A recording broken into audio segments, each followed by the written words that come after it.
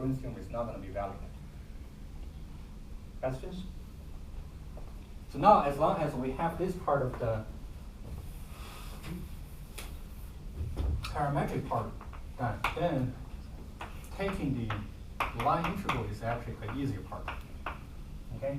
Talk to your peers if you're not fully understanding what is going here, what is going on here. You can talk to me afterwards as well. But bottom line is you have to be super clear what we're doing here. And the difficult part for line integral is always how do you set up the parametric equation. Okay?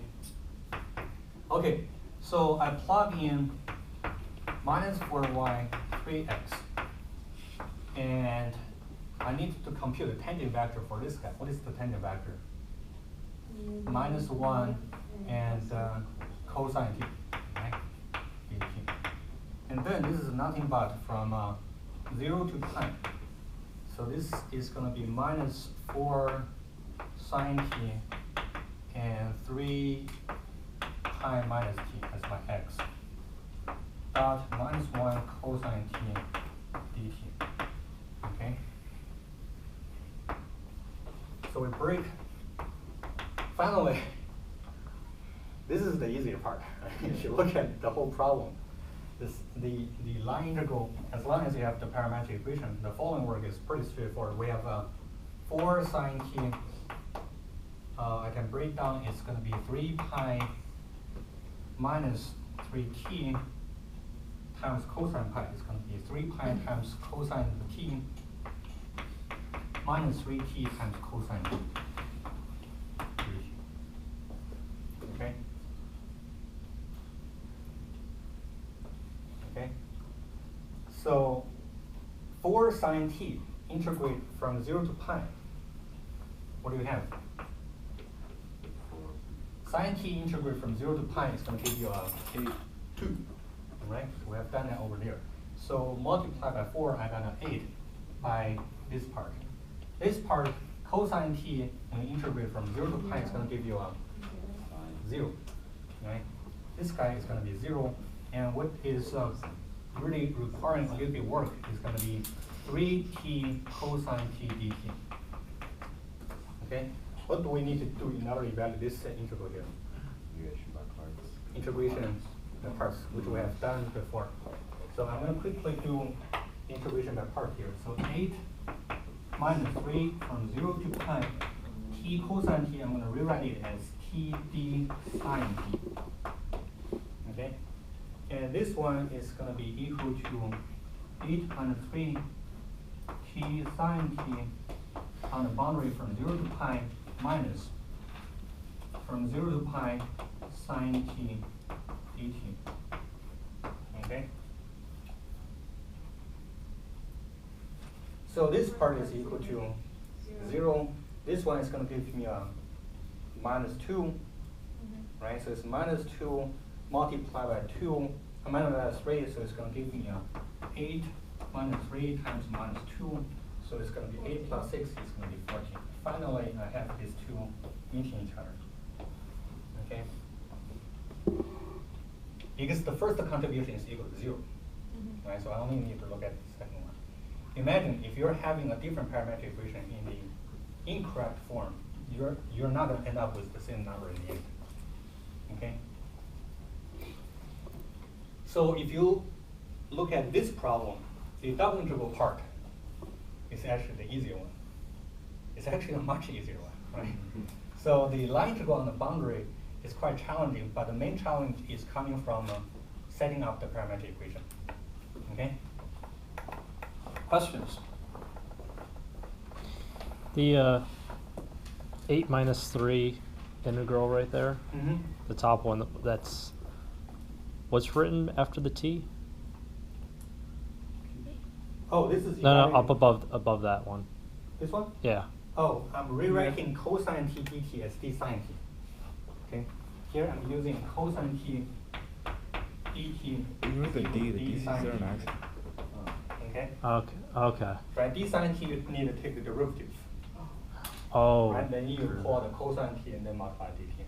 Oh, I gotcha. So integration by parts, it all depends Yeah. on your strategy and your writing style. This is what I usually prefer, but you can write whatever is working for you best. Okay. They have different format of using integration by parts.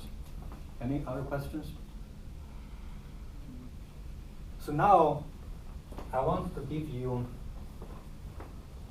a problem such that the other one is actually easier. Okay. Here is what I hate to use this word, but it does appear to be a little bit magic. Because in mathematics, there's no magic. Everything is rigor. So if I look at this form, okay, and I look at this form, which is what I wrote over there, these two are equal, okay? So this f and g, small f and small g, is simply just the x component and the g component and the y component, all right? There are two functions. And by choosing special functions, I can end up with very interesting application. For instance, if I choose f to be equal to 0, g to be equal to x, so essentially f of xy is identically 0, g of xy is equal to x. So basically, I'm setting these two components as two functions. One function is identically 0, the other function is just x. Are we clear what we're doing here? Yeah. So we have f component and the g component. They're just defining this part and that part. I can set up with any function I want. And in particular, I can set up one is equal to 0, the other one is equal to x. Then, if I look at these two parts, let's see what happens. This is simply the integral on the boundary, which it is a line integral. F is equal to 0, g is equal to x. I have x dy on the boundary. Am I right? This is what I have in the line integral part. Okay? If I plug in f equals 0, this part disappears. All right? Partial t partial x, what is it? It's simply just a 1. So this is equal to a double integral r in the interior dA. But this is not new to us. The integral of a constant function 1 upon any region is nothing but the area of the region. All right? And this is what I mentioned in Monday's class. If I want to find the area of a lake, I don't need to take anything in the interior into consideration. I'm simply doing a line integral on the boundary of the lake of not any function, but have to have this special form. So I walk along the lake, okay, on the boundary. And then I'm taking a line integral of x dy. Of course, I have to set up a coordinate system. So I set up a coordinate system, and then I parameterize the boundary of the lake. I walk around for a whole circle, and I compute this line integral. This is nothing but the area of the lake, which is quite amazing, right? Mm-hmm. You don't have to go interior of the lake. You get the area of the lake.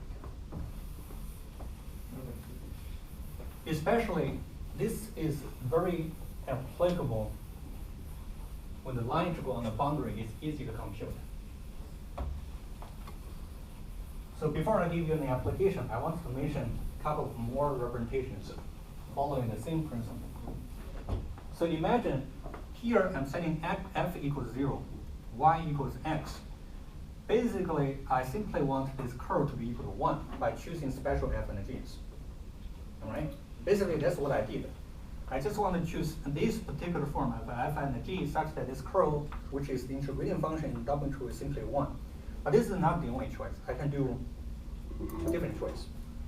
I can set up a g to be equal to 0, but f has to be equal to negative minus 1. All right?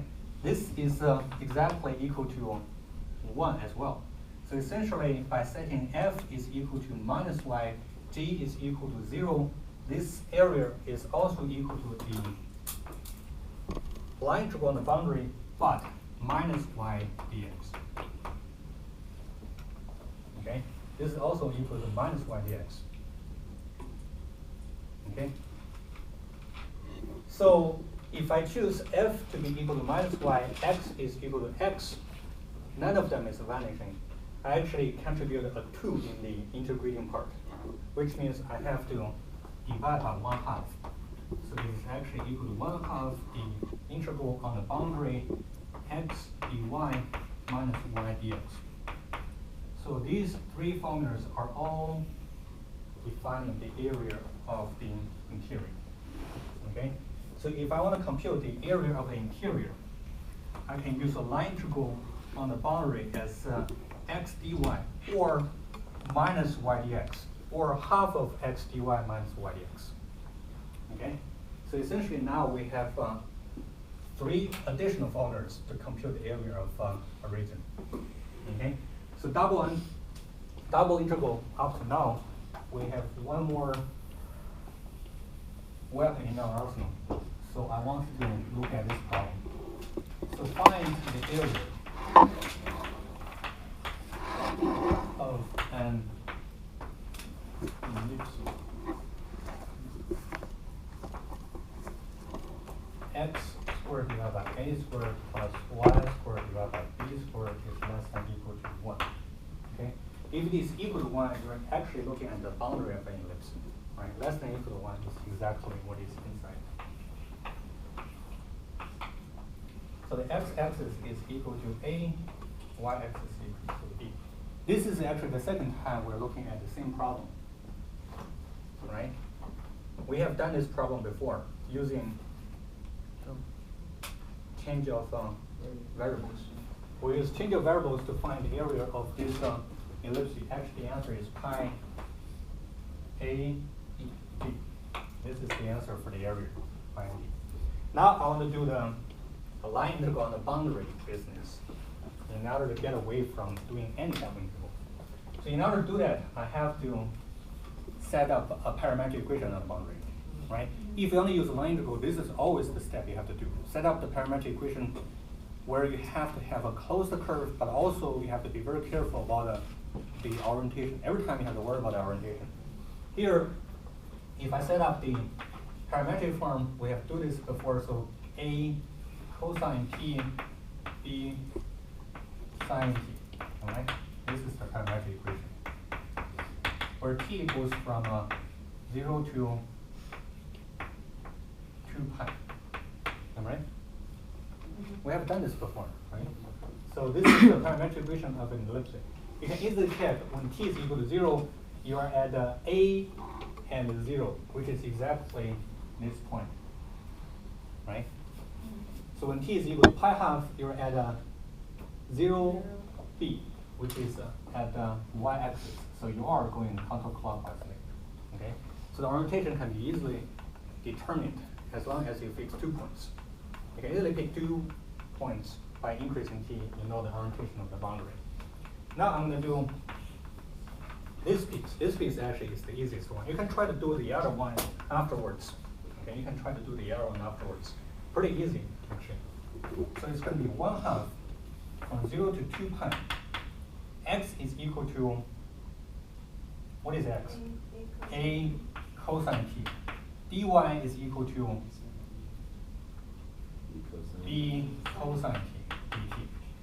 All right? This is x. This is dy. Okay? Why is it cosine? Because y is b sine t here, right? So dy is just the b cosine t dt. Right? This is what we did. And second part, a minus y is equal to b sine t. This is nothing but y. Dx is actually minus a sine t. So it's minus a sine t dt. So combining them together, I have 1/2 from 0 to 2 pi.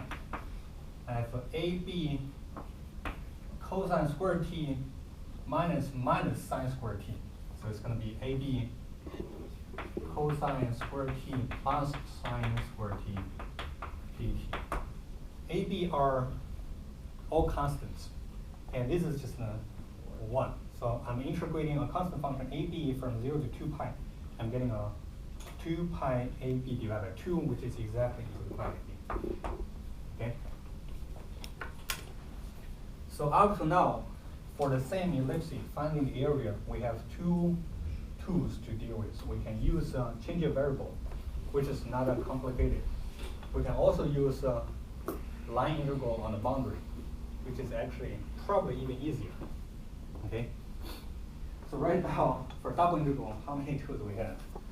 We begin from a rectangular region, x simple, y simple, polar, r simple, change of variable, line integral.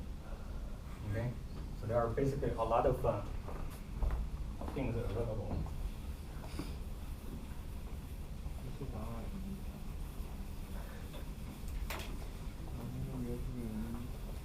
Okay, next I'm going to do a little bit more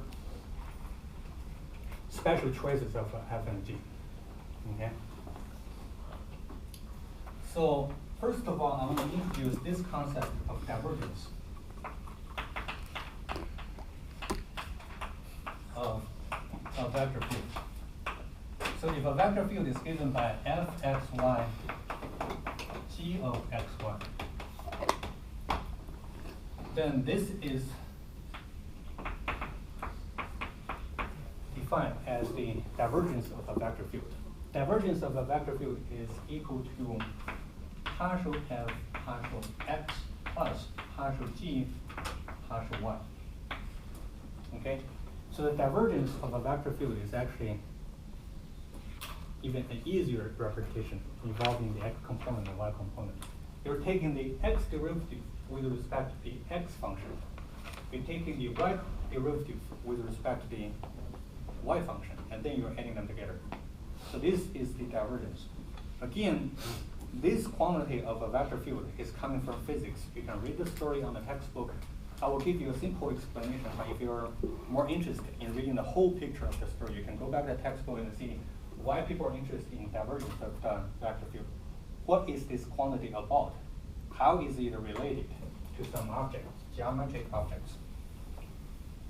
Okay, next I want to compute the following.